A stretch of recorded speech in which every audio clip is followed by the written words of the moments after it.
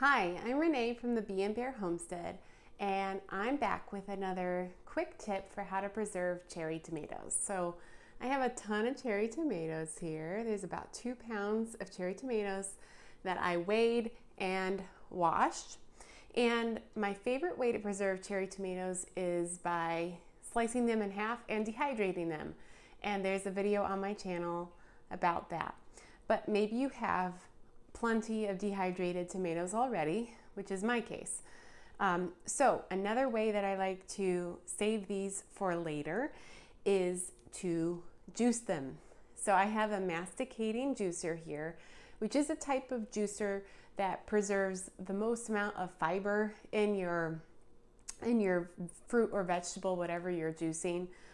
I imagine this would work with other types of juicers too, but I think a masticating juicer is the way to preserve the most nutrition from your food. And I'm simply going to juice my cherry tomatoes now and put them in the freezer, put the juice in the freezer.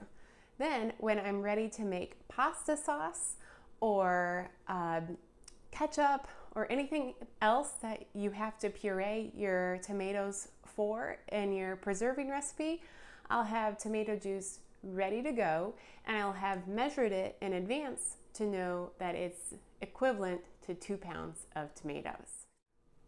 Cherry tomatoes can be a pain to preserve because they are so small. Nobody wants to peel these tiny things and de-seed them, which is why if I have a bumper crop of cherry tomatoes and I'm not ready to do a big batch of something like pasta sauce, I like to either dehydrate them or juice them like this. So as I put them in the juicer, you can see the juice is running out of the bottom here, and all that's coming out of the end is just the seeds and the skin. So it's a really efficient way to get the good stuff out of these great cherry tomatoes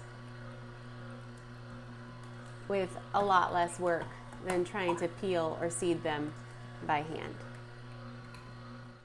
Less than 10 minutes later, and my 2 pounds of cherry tomatoes are juiced, and that yielded just under a quart jar. It's nice because it left enough headspace for it to be able to freeze safely. So I've labeled it, made myself a note that this was the equivalent to 2 pounds, and I'll just stick it in the freezer.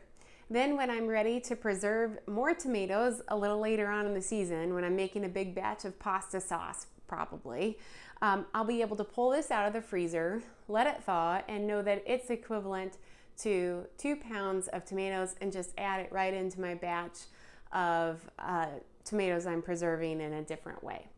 And of those cherry tomatoes that I put through the juicer, all that's left is this little bit of pulp and seeds.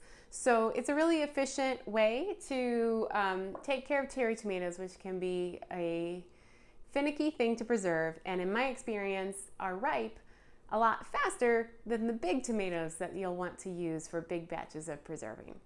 So that's just a little quick preserving tip. I hope it's helpful to somebody else, and if you enjoyed it, you can check out how to dehydrate cherry tomatoes on this channel, which is my favorite way to preserve cherry tomatoes.